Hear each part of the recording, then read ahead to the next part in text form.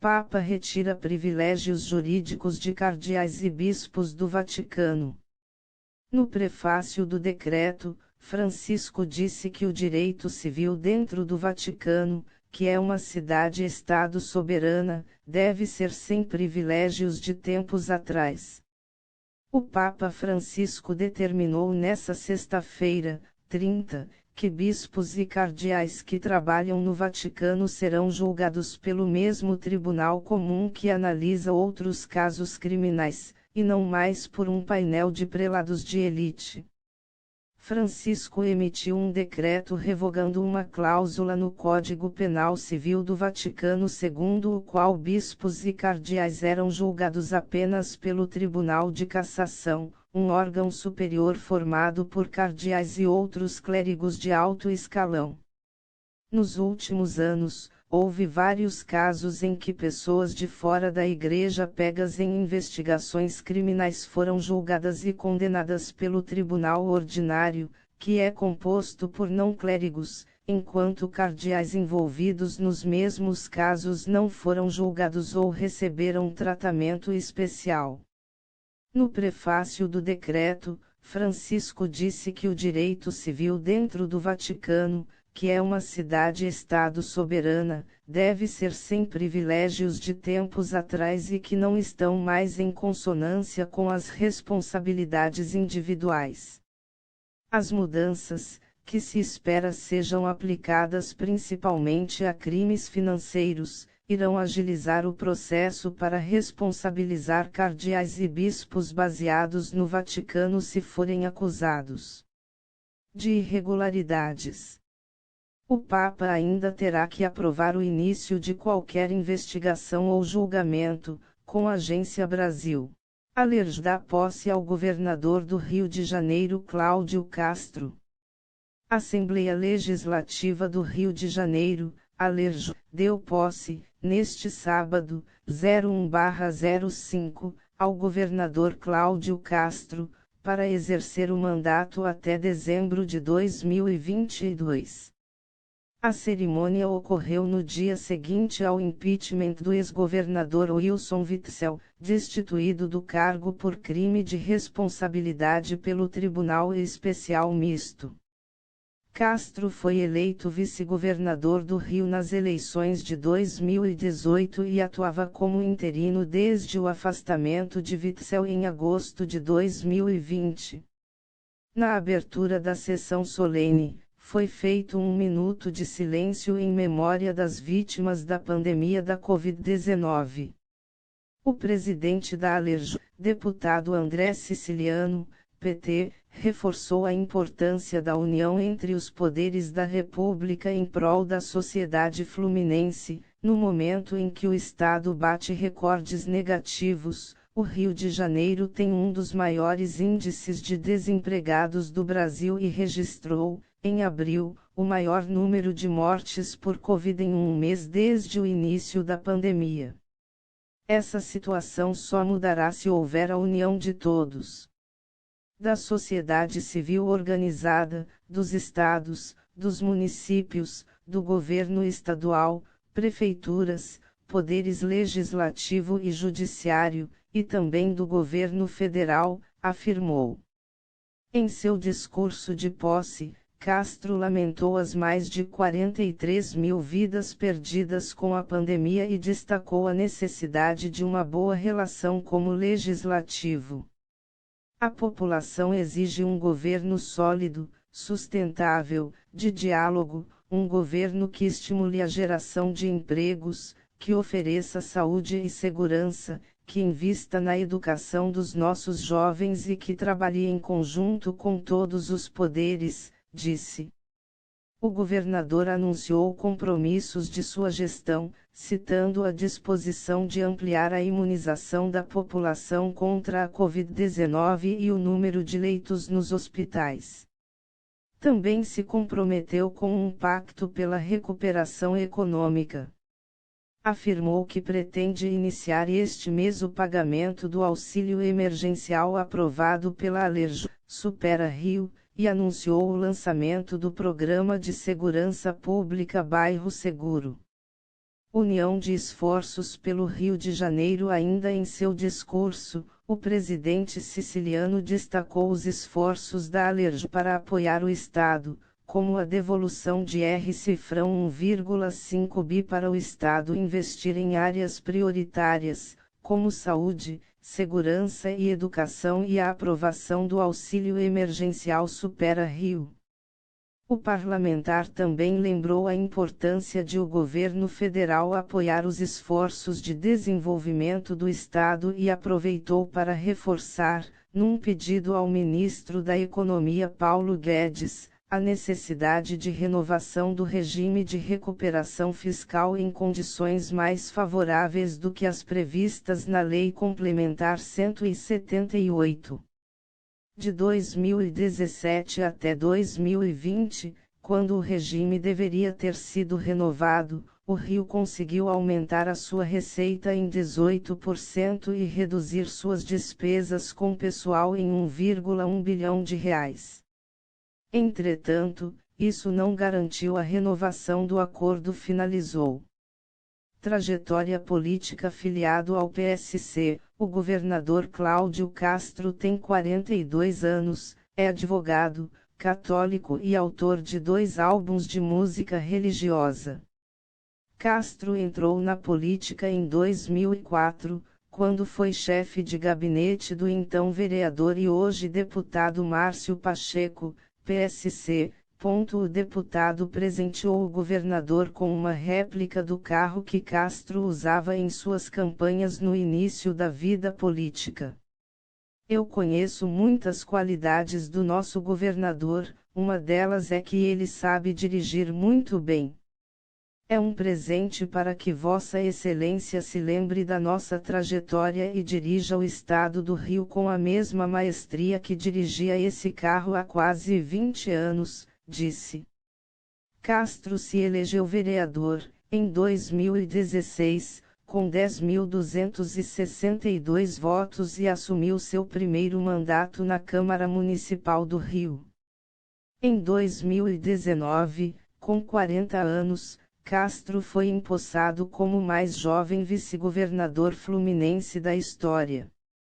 Participaram da cerimônia, além de parlamentares estaduais e federais, o presidente do Tribunal de Justiça do Estado, TJRJ, desembargador Carlos Henrique Figueira, o presidente do Tribunal de Contas do Estado, TCE, Rodrigo Melo do Nascimento, os secretários da Casa Civil, Nicola Mixioni, de Governo, André Lazzaroni, e de Justiça, Sérgio Sveiter, entre outras autoridades. Anvisa autoriza Fiocruz a usar insumo brasileiro na produção da vacina da AstraZeneca. A Agência Nacional de Vigilância Sanitária, Anvisa, autorizou a Fundação Oswaldo Cruz, Fiocruz, a utilizar o insumo farmacêutico biológico, IFA, brasileiro para produzir imunizantes da AstraZeneca/Oxford. A autorização foi concedida para lotes pilotos, em escala comercial. Após os testes, a Fiocruz pedirá à agência o registro ou uma autorização para uso emergencial da vacina. A iniciativa da Fiocruz decorre da parceria do Instituto Biomanguinhos, ligado à Fundação, com a farmacêutica AstraZeneca, dona da tecnologia. A produção será destinada ao Sistema Único de Saúde, SUS.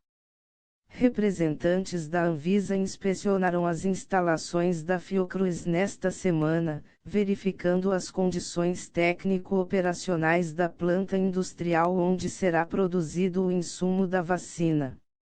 A inspeção começou na segunda-feira, 26, e terminou nesta sexta-feira, 30. A aprovação técnica veio após a inspeção que verificou as boas práticas de fabricação da linha de produção e concluiu que Biomanguinhos cumpre os requisitos das condições técnico-operacionais, CTO, para iniciar a produção de lotes, informou a Anvisa, em comunicado, com a agência Sputnik Brasil. país perde 7,8 milhões de empregos e 17 bilhões de reais em renda em um ano de pandemia. Somente agropecuária e setor público abriram vagas em relação a 2020, segundo o IBGE. Em um ano de pandemia, a massa de rendimentos do trabalho das pessoas ocupadas encolheu 7,4%, uma perda de 16,8 bilhões de reais, na comparação entre o trimestre encerrado em fevereiro de 2021 e o mesmo período do ano passado.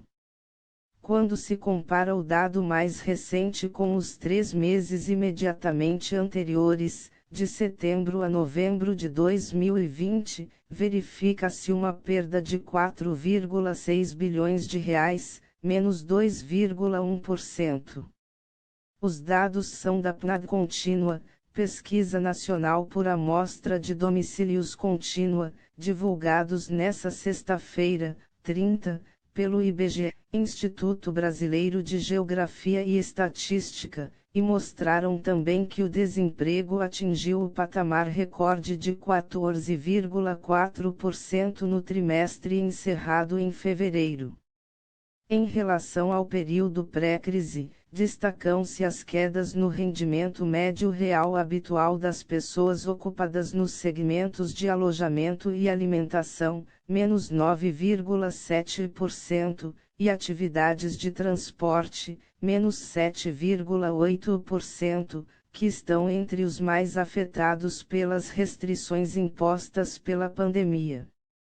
A menor queda foi verificada na agropecuária, 0,8%. A administração pública foi a única atividade com aumento real nos rendimentos, de 5,3%, durante esse período. Em relação ao tipo de ocupação, as maiores quedas no valor médio recebido foram dos empregadores, menos 5,4%, e dos trabalhadores domésticos, menos 3,6%. Assalariados no setor privado com carteira tiveram uma perda de 0,8%, enquanto os sem carteira registraram elevação de 0,5% no rendimento médio. O corte de vagas com salários menores explica esse movimento na média. Os dados do IBGE mostram ainda quais os segmentos responsáveis pela perda de 7,8 milhões de postos de trabalho em um ano. Atividades de alojamento e alimentação perderam 1,5 milhão de empregos, maior queda percentual, menos 27,4%, entre as 10 subdivisões utilizadas pelo IBGE. A indústria fechou cerca de 1,3 milhão de postos, menos 10,8%, mesmo número dos serviços domésticos, menos 20,6%. O comércio perdeu 1,98 milhão de vagas, menos 11%. Nesse caso, o número absoluto elevado se deve ao grande número de trabalhadores nesse segmento, mais de 15 milhões, enquanto nos serviços as atividades estão subdivididas na classificação do IBGE. Foram abertos postos de trabalho somente na agropecuária, 226 mil, e no setor público, 374 mil. Os dados do IBGE mostram ainda que houve aumento de 2 milhões no número de desempregados, considerando quem procurava emprego no período, para 14,4 milhões após um ano de pandemia. Além disso, 10,5 milhões de pessoas saíram da força de trabalho. Ou seja, não estão empregadas nem procuram emprego. Dessas, 1,2 milhão passaram a compor o grupo de desalentados, que chegou ao patamar recorde de quase 6 milhões, um aumento de 27% em um ano. Folha: trabalho em home office tende a continuar após fim da pandemia. Empresas públicas e privadas que implantaram o sistema de teletrabalho avaliam que houve benefícios tanto para trabalhadores quanto para as companhias. O sistema de trabalho home office, teletrabalho, adotado por grandes empresas, públicas e privadas, em função da pandemia do novo coronavírus, apresenta tendência de permanência na maioria das companhias, mesmo após uma futura volta à normalidade. Um dos exemplos é a mineradora Vale. A gerente executiva e líder do programa Jornada Vale, Josilda Saad, informou à Agência Brasil que em 2019, antes do início da pandemia no Brasil, a Vale havia decidido estabelecer um sistema de trabalho mais flexível, adotando, uma vez por semana, o trabalho em forma remota. Mas a adesão era muito baixa. Com a pandemia, a Vale colocou todas as funções administrativas e de suporte operacional no regime remoto em todas as suas instalações no mundo desde 13 de março de 2020. Ao final do primeiro mês no novo sistema, a companhia constatou que não houve redução do volume de transações de atividades, embora as equipes tenham tido que se adequar. Atualmente, 18.000 profissionais da Vale trabalham de forma remota, o que equivale entre 24% e 25% dos funcionários da companhia. Os cargos operacionais continuam no formato presencial, mas adotando protocolos de distanciamento seguindo diretrizes do Ministério da Saúde. As funções que não são essenciais foram colocadas em teletrabalho. Essencial, na nossa classificação, é aquela função que não pode deixar de acontecer em um site operacional, explicou Josilda. As diretrizes foram passadas também para os fornecedores da Vale. Para o trabalho de campo de engenheiros, por exemplo, soluções inovadoras foram adotadas, como o uso de câmeras nos capacetes, que permitem às equipes acompanhar as visitas mesmo à distância. Pesquisa realizada em junho de 2020 com os empregados da mineradora identificou um grau de favorabilidade ao trabalho remoto de 73%. Foi uma surpresa bastante positiva, com 73% das pessoas se dizendo satisfeitas e produtivas trabalhando remotamente, disse a líder do programa Jornada Vale. Segundo Josilda, esse foi um sinal forte para implantar o programa, que se traduz em um novo modelo de trabalho mais flexível, seguro e colaborativo para os empregados e que combina home office com hubs, ou espaços de colaboração. O programa atenta não só para o repensar dos espaços físicos e o que se quer fazer com eles, mas também para o bem-estar dos funcionários e para a dinâmica de trabalho. A Vale decidiu, que quando a pandemia permitir, vai migrar para um ambiente de trabalho híbrido. Nos sites operacionais, ficarão apenas mantenedores e funções operacionais.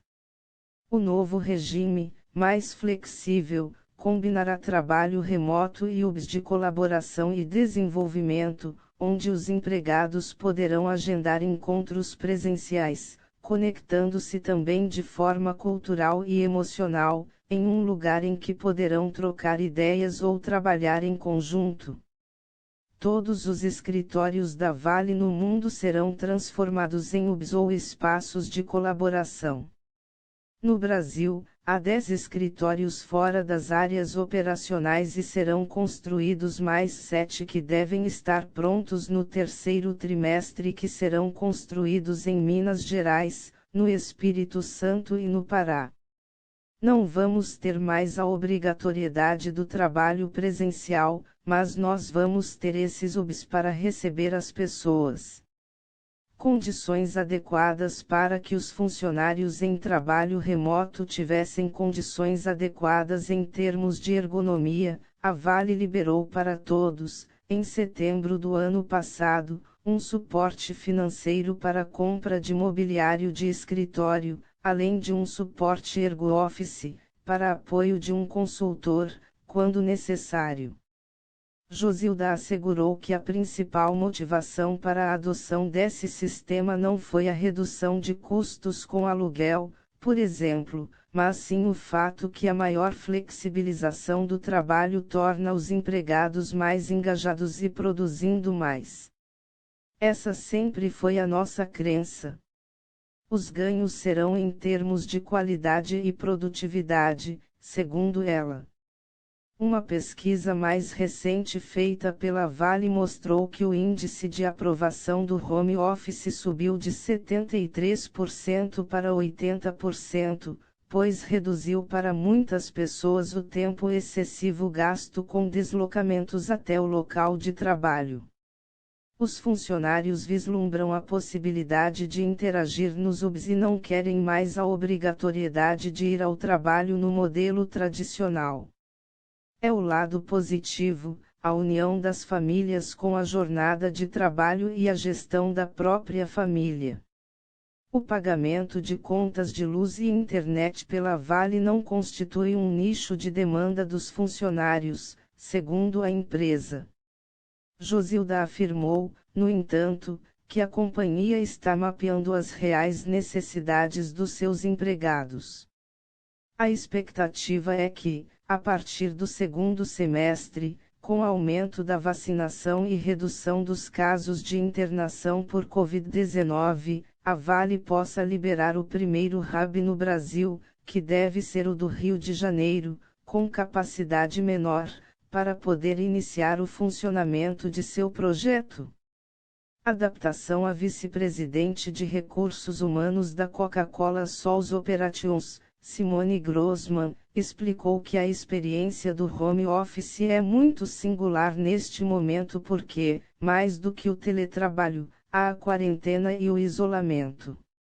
Isso traz uma série de questões, então é essencial o apoio do RH e dos líderes e das próprias pessoas estarem atentas a buscarem ajuda. A situação exige uma adaptação de todos ao mundo totalmente digital. Com isso, é importante repensar as atividades, repriorizar de acordo com o que é mais relevante para o negócio e factível para a rotina de cada um.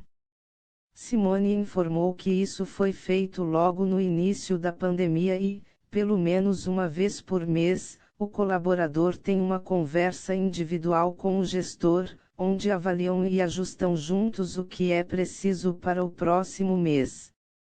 Outro ponto que contribuiu, segundo ela, para o bem-estar geral é que a empresa promove muita flexibilização de horário, de modo que as pessoas ajustem sua rotina no que for necessário. Acreditamos que comunicação e união nesses momentos nunca é demais. O número de reuniões com os times se tornou mais frequente. Temos feito happy hours virtuais e usado muito a nossa rede social interna para aproximar as pessoas. É fundamental ter plataformas tecnológicas que ajudem a manter o engajamento. Os escritórios da empresa adotaram o trabalho remoto desde 16 de março de 2020. O objetivo de ter grande parte dos funcionários em casa é contribuir para a segurança e saúde dos que não podem exercer suas atividades de forma remota. Simone afirmou que, por ser uma atividade essencial, o sistema Coca-Cola Brasil, composto pela Coca-Cola Brasil e seus 9 engarrafadores, continua operando, mas com cuidados extras de segurança, produção e distribuição de produtos. Avaliação. Em uma pesquisa interna com os funcionários, foram apontados pontos positivos da mudança que eles querem ter continuidade daqui em diante, entre os quais pessoas e líderes mais flexíveis, comunicação mais regular e transparente, maior foco de todos nas questões de bem-estar, uma forma de trabalhar mais ágil e dinâmica e uma liderança ainda mais próxima. Como desafios, alguns colaboradores indicaram dificuldade de manter o foco no trabalho, falta do acesso mais informal que acontecia no escritório e aumento do número de reuniões virtuais, que geram o chamado cansaço virtual. Esse ajuste e equilíbrio são fundamentais pensando em um período de home office mais prolongado, disse Simone. A vice-presidente esclareceu que o trabalho remoto para o pessoal de escritório era uma prática que a Coca-Cola incentivava, mas não era um padrão. Exigiu criatividade, capacidade de adaptação e a criação de novas rotinas e ferramentas. De uma certa maneira, toda a crise que estamos passando acelerou muitas mudanças organizacionais que já eram devidas, mas ainda não tinham acontecido.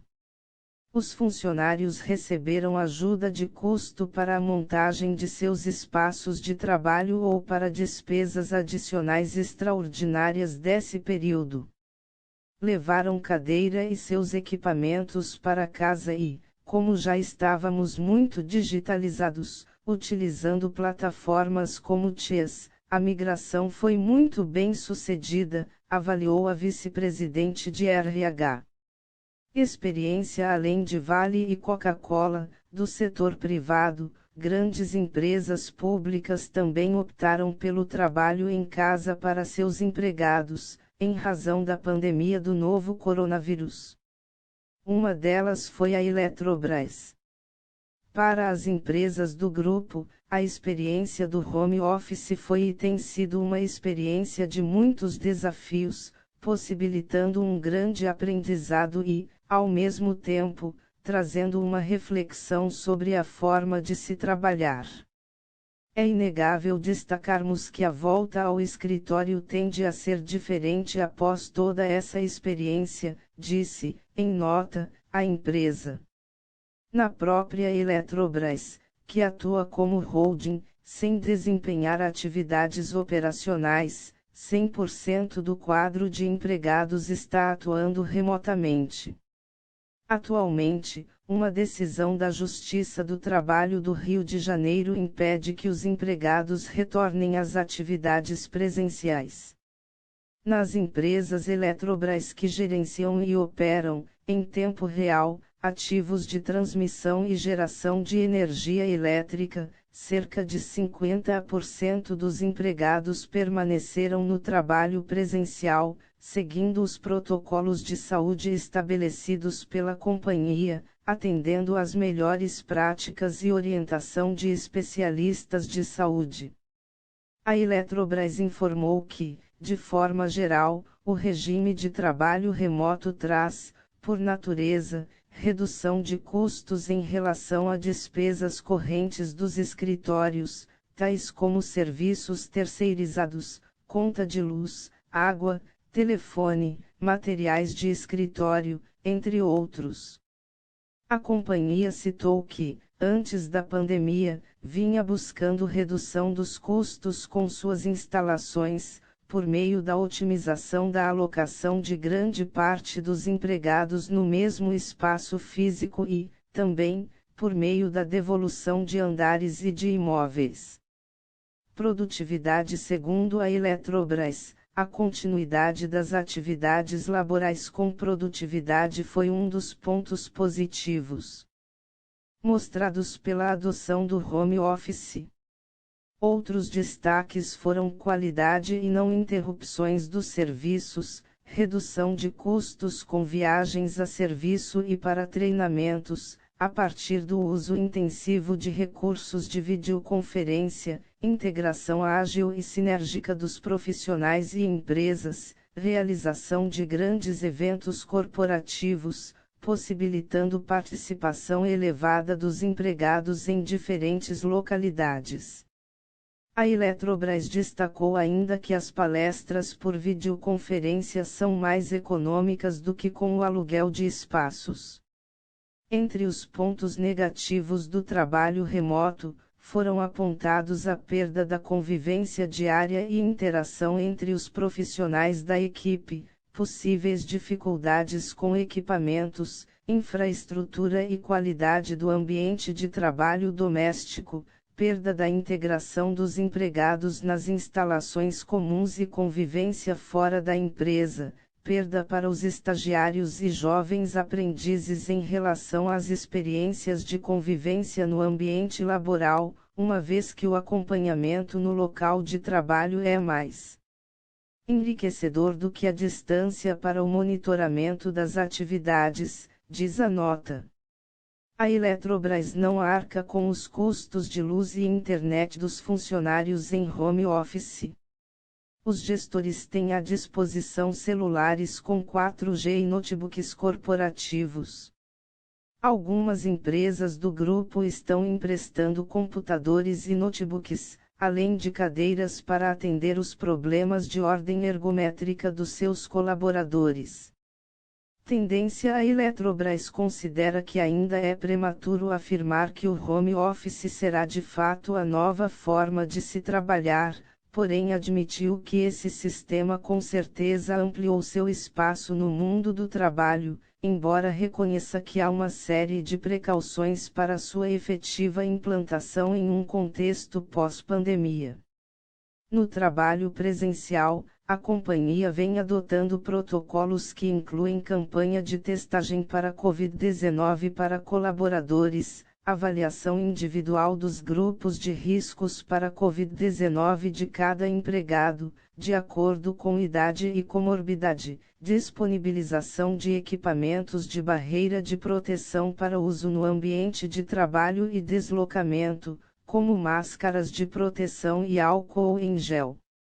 Integram ainda os protocolos de disponibilização de atendimentos psicossociais online, por meio de rede de apoio de psicólogos e assistentes sociais das empresas, disponibilização de protocolo de avaliação de riscos sociais para Covid-19, realização de desinfecção das dependências das empresas, e sinalização de orientação de distanciamento e orientações de prevenção ao coronavírus nas empresas do grupo. Petrobras. Também em nota à Agência Brasil, a Petrobras informou que o teletrabalho nos moldes atuais, adotado durante 5 dias na semana, está vigente até o dia 30 de junho de 2021. Conforme previsto desde a última prorrogação, em fevereiro, o modelo será reavaliado em maio, considerando a situação da pandemia no país e com base em análises e dados técnicos.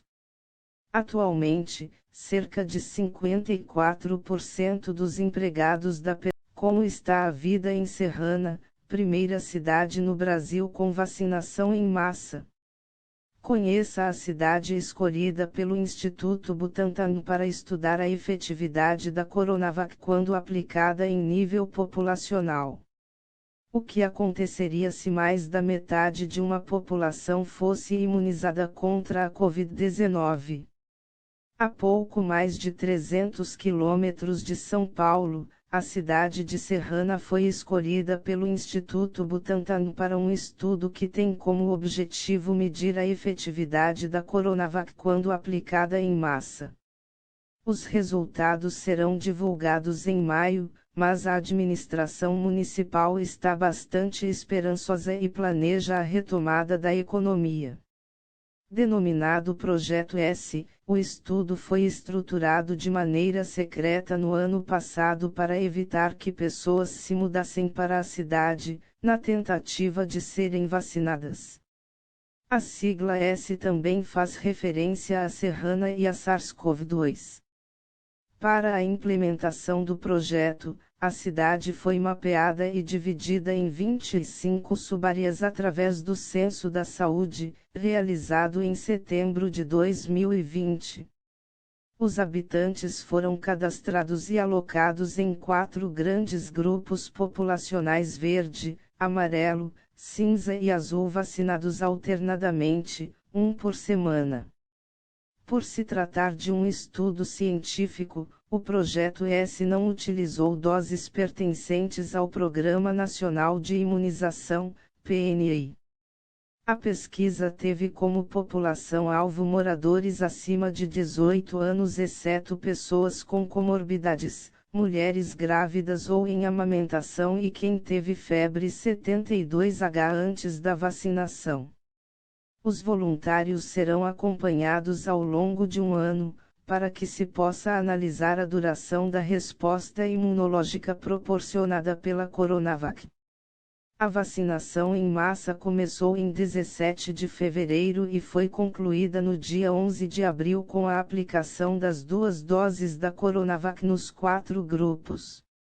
Ao todo, são 27.160 mil moradores completamente imunizados contra o novo coronavírus, o equivalente a 95,7% da população-alvo da pesquisa e aproximadamente 59,5% da população total de Serrana, de 45.644 mil habitantes. Com a conclusão da vacinação em massa, os pesquisadores do Projeto S estão avaliando agora seu impacto na redução de casos graves, na mortalidade, nas internações e na transmissão do novo coronavírus em Serrana. Segundo Marcos de Carvalho Borges, investigador principal do estudo, da Faculdade de Medicina de Ribeirão Preto da USP, resultados preliminares começarão a ser divulgados no meio de maio pelo Instituto Butantan. Uma das respostas que os pesquisadores esperam obter já nas próximas semanas é se o grupo imunizado primeiro teve redução de casos antes dos outros. O dado pode ajudar a definir qual a melhor estratégia para imunizar a população quando não há vacina para todos. Estudos clínicos já mostraram que a Coronavac tem taxa de eficácia geral de 50,38%. Os investigadores também querem avaliar se essa eficácia é mantida, ampliada ou reduzida quando o imunizante é aplicado em massa. Surto em asilo revelou alta transmissão do vírus na cidade em abril de 2020. Um surto de Covid-19 atingiu idosos e funcionários em um asilo de Serrana. Para contê-lo, a prefeitura da cidade pediu ajuda à equipe do Hospital Estadual de Serrana. Por meio de testagem em massa e acompanhamento dos pacientes infectados, o episódio foi controlado. Em seguida, o Instituto Butantan fortaleceu a parceria com Serrana para testagem e, em julho de 2020, um primeiro inquérito epidemiológico foi feito na cidade. Com as informações colhidas, concluiu-se que 8,75% da população tinha tido contato com o vírus e 5% estava com o vírus ativo, infectando outras pessoas. Essa foi uma das taxas mais altas entre todas as cidades do estado de São Paulo que fizeram esse inquérito, explica Marcos de Carvalho Borges, investigador principal do Projeto S. Em agosto de 2020, um segundo inquérito foi realizado, revelando uma queda na infecção ativa da doença. Nesta avaliação, foi observado que 10,6% da população tinha tido contato com o vírus e 2,5% estava com o vírus ativo no momento da testagem. Cidade relativamente pequena com hospital estadual. Quando Dimas Covas, diretor do Instituto Butantan, teve a ideia de fazer um projeto de vacinação em massa, ele se lembrou do surto de Covid-19 em Serrana, conta Borges. Além disso, a cidade é relativamente pequena, 45.644 mil habitantes e possui uma unidade do Estado, o Hospital Estadual de Serrana, que é parceiro do Projeto S. Para preparar a cidade para o projeto, a equipe de ensaios clínicos, a diretoria e os pesquisadores do Hospital Estadual de Serrana, junto com a Secretaria Municipal de Saúde, implementaram uma vigilância epidemiológica ativa em Serrana, ampliando o diagnóstico virológico, RT-PCR, para todas as unidades de saúde e criando um sistema de monitoramento ativo de casos e contatos.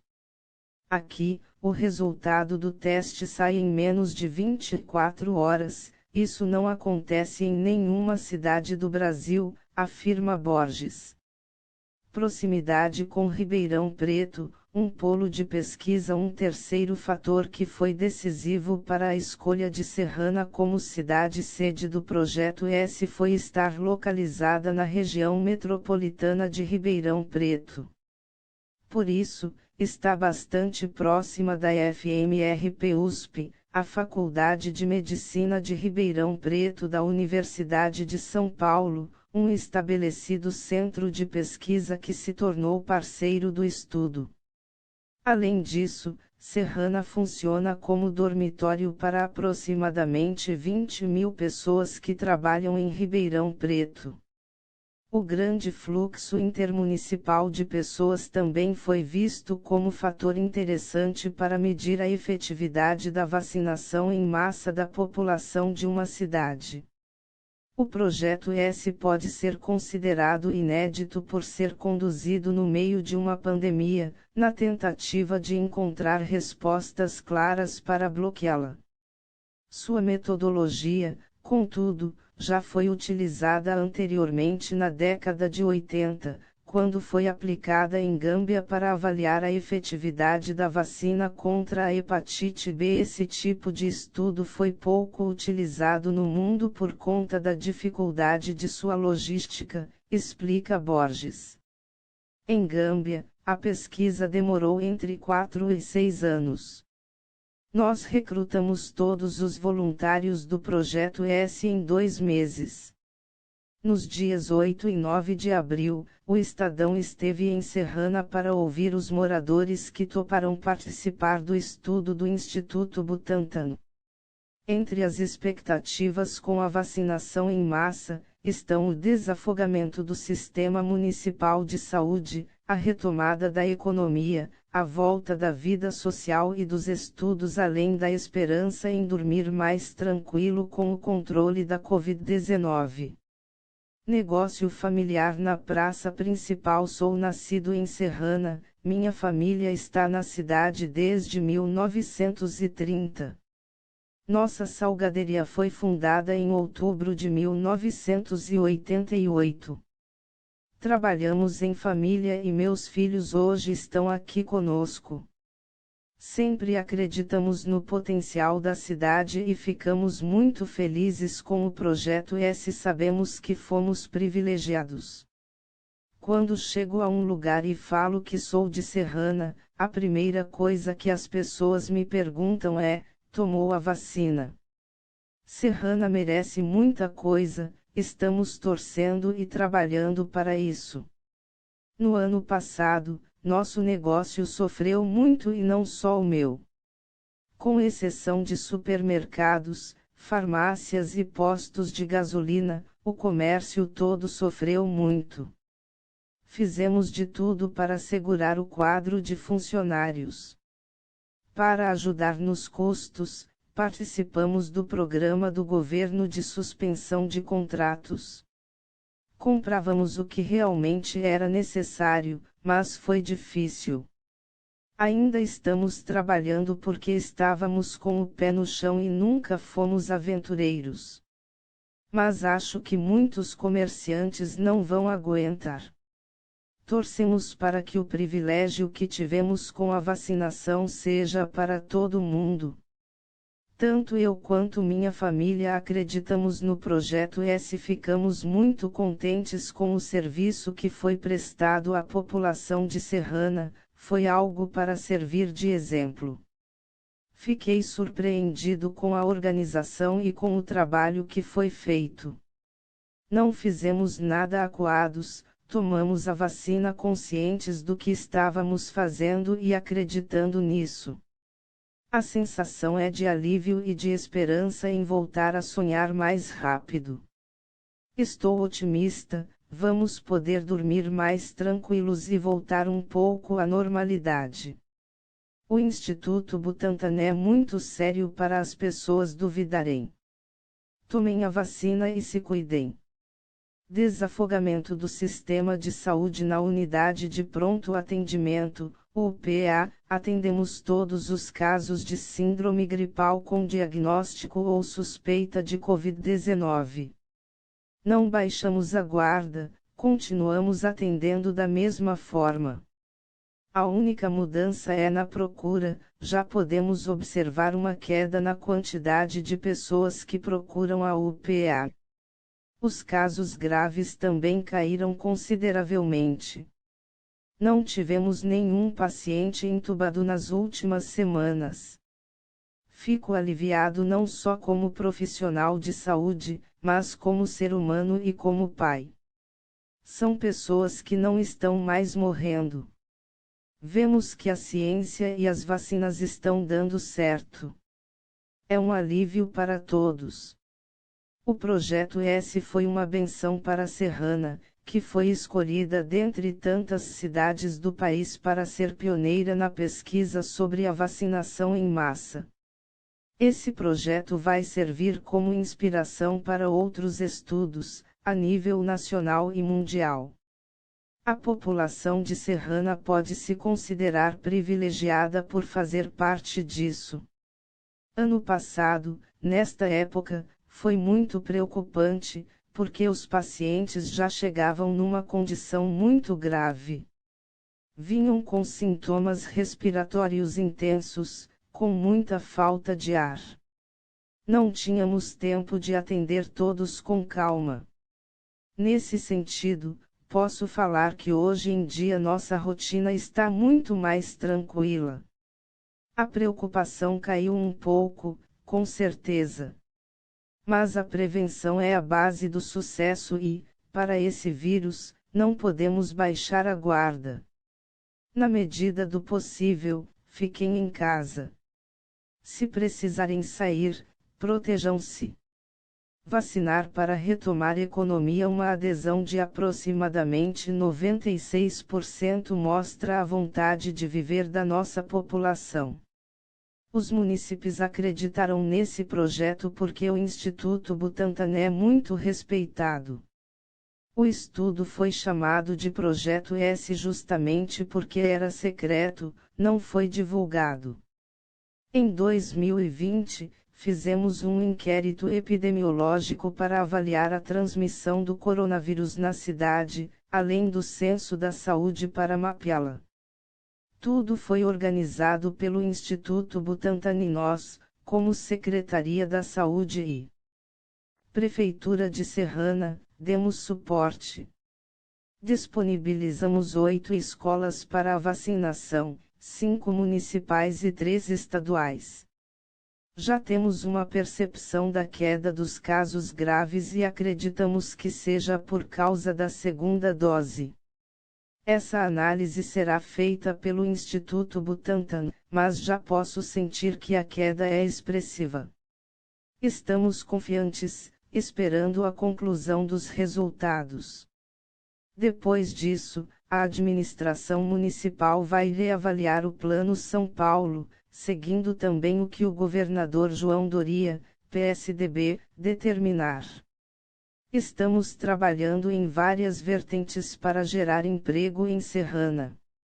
Enquanto muitas cidades estiverem com restrições, estaremos abertos dado o expressivo número de pessoas vacinadas acima de 18 anos. Neste momento, Serrana está contribuindo para a ciência e para o mundo. Estamos orgulhosos e esperançosos. Mas é importante dizer que, mesmo com a segunda dose, é fundamental usar máscara, higienizar as mãos, evitar aglomerações e sair de casa somente quando necessário. Temos feito uma orientação e fiscalização para impedir aglomeração, por meio da Vigilância Sanitária e da Guarda Civil Municipal, GCM. Espero que outras cidades também sejam contempladas com a vacinação, para que retomem a economia, a educação presencial e a vida social. Voluntário. Por acreditar na ciência, decidi participar voluntariamente desse projeto do Butantan porque os pesquisadores ainda estão estudando o coronavírus. Tem coisas que ainda não sabemos muito bem, como seus efeitos e sequelas. Foi por livre e espontânea vontade, porque eu acredito na ciência, nos fatos e no SUS. Nos meses de outubro e novembro do ano passado, carros contratados pela prefeitura anunciaram o projeto S pela cidade. Passaram de casa em casa, identificando os moradores e questionando se topariam aderir ao estudo como voluntários, caso houvesse a fabricação de uma vacina. Minha família e eu passamos por essa entrevista. Nós fornecemos nossos dados pessoais e manifestamos o interesse de sermos vacinados contra a Covid-19. Fui vacinado contra a Covid-19 na escola em que estudei. Eu poderia ter escolhido outra, mas optei por ela por ter um carinho enorme. É uma escola que me acolheu na minha adolescência e é uma gratificação saber que ela abriu as portas para esse projeto que vai beneficiar a cidade como um todo. Máscaras continuam necessárias. Monto freio de tratores e viajo bastante pela região por causa do meu trabalho. Na pandemia, o serviço caiu bastante, mas agora parece que está voltando ao normal. Já tive Covid-19 e não sei dizer como me infectei, mas talvez tenha sido algum descuido no meu serviço.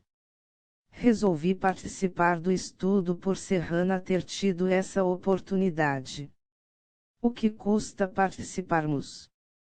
Conseguimos tomar a vacina de graça. Acho que não vai fazer mal para ninguém, só nos ajudar. Quando todos estiverem imunizados, quero tirar essa máscara. Mas acho que ainda vai demorar um tempo, porque não adianta eu estar imunizado e acabar transmitindo para outra pessoa que ainda não se vacinou contra a Covid-19. Temos que pensar em tudo isso. Por causa desse risco, temos que ficar de máscara até todos serem vacinados e termos a certeza de que a doença não fará mal a mais ninguém. Vacina para todos. A sensação de ser vacinado é muito boa, até porque nossa cidade foi privilegiada com esse estudo. Decidi participar do projeto S porque achei muito interessante. Deveria ter essa oportunidade não só para nós, mas para o Brasil todo. Todos nós acreditamos em um mundo melhor, e esse vírus que estamos enfrentando foi muito ruim. A pandemia afetou um pouco dos meus estudos e trabalho. Não só dos meus, mas de outras pessoas da minha família também. No ano passado, teve redução de muitas coisas, mas acreditamos em melhorias para o nosso mundo e é isso que estou esperando com a vacinação. De início, senti as pessoas preocupadas por causa de algumas fake news da internet. Mas, no final, grande parte da população participou do projeto, o que foi muito bom, porque precisávamos disso. Estamos pedindo socorro para que tudo isso acabe. Fila para se vacinar. Eu trabalho em um carrinho de pipoca no novo shopping, em Ribeirão Preto.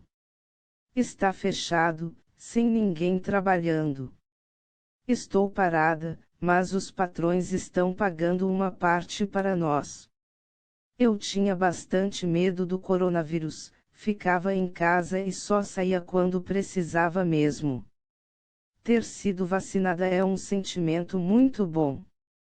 Nos explicaram que, depois da segunda dose, se pegarmos o vírus, pegamos fraquinho. Minha mãe se vacinou, eu e minha cunhada também. O sol estava bem quente, mas o povo estava bastante animado para tomar vacina. A vacinação começava às 14 horas da tarde, e teve gente que às 8 horas da manhã já estava fazendo fila na frente da escola. Coronavírus era traiçoeiro antes do coronavírus, estávamos sempre aqui na Praça Central, todo dia. Por causa da pandemia, estamos ficando um pouco mais em casa. Às vezes, passo 2 ou 3 dias sem vir. Temos medo do vírus, porque vimos o que ele andou aprontando por aí. Cada organismo reage de um jeito. Se a reação do nosso corpo não é boa, já viu, vamos embora mesmo. Não tinha jeito, mas agora a vacinação vai ajudar bastante. Pelo menos o povo vai ficar mais tranquilo. Na área de comércio, por exemplo, já vai poder funcionar melhor porque estamos vacinados. Agência Estado/Editor Executivo Multimídia, Fábio Salles/Editora de Infografia Multimídia, Regina Elizabeth Silva/Editores Assistentes Multimídia, Adriano Araújo, Carlos Marim e William Mariotto/Designer Multimídia, Vitor Fontes/Infografia Multimídia, Edmilson Nonato/Reportagem, Yolanda Paz/Edição de Texto, Tatiana Gerasimenko/Fotografia, Léo Souza/Edição de Vídeo, Bruno Nogueirão/Coordenador da TV Estadão, Everton Oliveira/Especialista de Audiência, Daniela Flor. Tanto eu quanto minha família acreditamos no Projeto S e ficamos muito contentes com o serviço que foi prestado à população de Serrana, foi algo para servir de exemplo. Fiquei surpreendido com a organização e com o trabalho que foi feito. Não fizemos nada acuados, tomamos a vacina conscientes do que estávamos fazendo e acreditando nisso. A sensação é de alívio e de esperança em voltar a sonhar mais rápido. Estou otimista, vamos poder dormir mais tranquilos e voltar um pouco à normalidade. O Instituto Butantan